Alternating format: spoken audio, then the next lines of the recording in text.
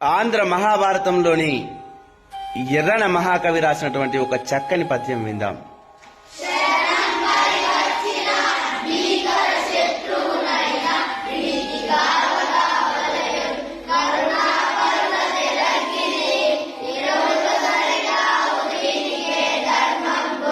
Very good.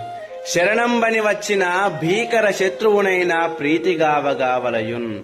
శరణమని వచ్చినటువంటి ఎంత భయంకరమైన శత్రువైనప్పటికీ వారిని ప్రేమతో ఆదరించాలి. కరుణాపరుల తెరంగిది, దయగలిగిన వారి యొక్క స్వభావం ఇది. ఇరువుగా సరికావు వీటికి ఏ ధర్మంబుల్, ఎలాంటి ధర్మాలు దీనికి సరికావు అని ఈ పద్యం యొక్క భావం. ఈ పద్యాన్ని రాసిన కవి పేరు.